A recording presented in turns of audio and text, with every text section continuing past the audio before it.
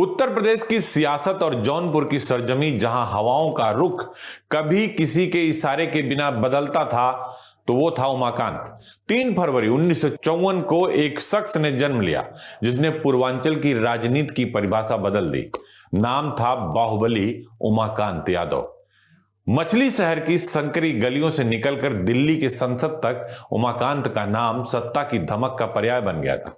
खुलेआम घर गिरा देना हो, जेसीबी चलवा देना हो, ये उमाकांत के लिए आम बात थी। हत्या करा देना हो, 3 बार विधानसभा लोकसभा तक का सफर भी उमाकांत ने किया। लेकिन ये सिर्फ वोटों की जीत नहीं थी, ये सफर था उसके बाहुबल का, उसके डर और रसूख का, जिसके सामने सियासी दिग्गज भी झुकते थे। बड़े भाई का फर्ज और राजनीति का बाहुबली अंदाज उमाकांत और रमाकांत यादव की जोड़ी आजमगढ़ से लेकर जौनपुर तक अपना अभेद्य साम्राज्य खड़ा कर चुकी थी।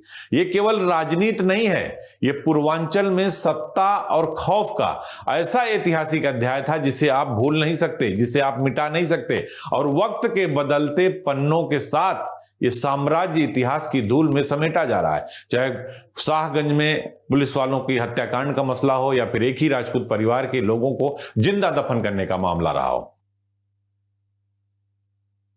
तारीख थी 3 फरवरी 1954। जौनपुर की कोख में एक ऐसा नाम जन्मा जिसे आगे चलकर कानून की लकीरें नहीं बल्कि अपनी हथेलियों की लकीरें खुद लिखनी थी। उमाकांत यादव, एक नाम जो महज एक राजनेता नहीं बल्कि पूर्वांचल की सियासत का वो पूर्ण विराम बन गया जिसके आगे किसी की दलील नहीं चलती थी। मछली शहर की धूल भरी पगडंडियों से दिल्ली के लुटियंस जोन तक का वो सफर सिर्फ सत्ता का सफर नहीं था, वो एक बाहुबली के अजेय होने की गौरव गाथा थी। उस दौर में जौनपुर की सरजमी पर परिंदा भी पर मारता तो उसकी फड़फड़ाहट उमाकांत के दरबार में सुनाई देती थी। सियासत के शतरंज पर जब यादव बंधुओं की चाल शुरू हुई तो आजमगढ़ से जौनपुर तक का भूगोल बदल गया। बड़े भाई रमाकांत का दिमाग और उमाकांत का बेखौफ अंदाज वो कॉकटेल था जिसने पूर्वांचल के बड़े बड़े सियासी दिग्गजों को हाशिए पर धकेल दिया। 3 बार विधानसभा की सीढ़ियां और फिर संसद की दहलीज, ये जीत वोटों की नहीं, उस रसूख की थी जो बंदूक की नली से होकर गुजरती थी। सफेद कुर्ते पर लगा सत्ता का दाग इनके लिए दाग नहीं बल्कि माननीय होने का तमगा बन गया था। इनके दरबार में फैसले इंसाफ के तराजू पर नहीं बल्कि वर्चस्व की तराजू पर तौले जाते थे।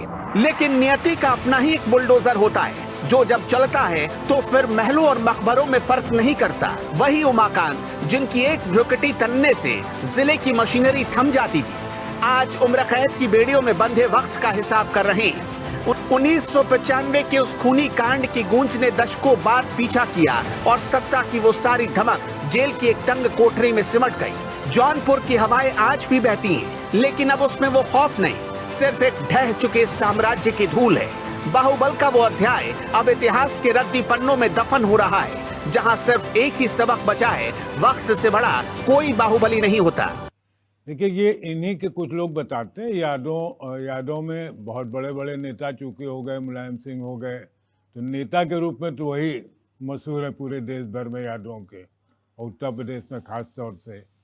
बाकी ये लोग माफिया हैं कुछ गुट में, ऐसे जैसे बदायूं में एक पहले यादव माफिया थे, मुझे नाम नहीं याद आ, डिप्टी मिनिस्टर भी रहे हैं। तो ये लोग बीच बीच में कुकुर मुत्ते की तरह उगाते हैं, 2 साल 4 साल 5 साल 10 साल जितना चलता रहता है। इनका ज़्यादा चल गया उमाकांत का, लेकिन मैं इनको कोई मसीहा के रूप में इनकी कोई उम्मीद भी नहीं है। और रॉबिन हुड भी यही खुद ही कहलाते रहते हैं। रॉबिन हुड बहुत बड़ा आदमी था, ये कुछ नहीं है।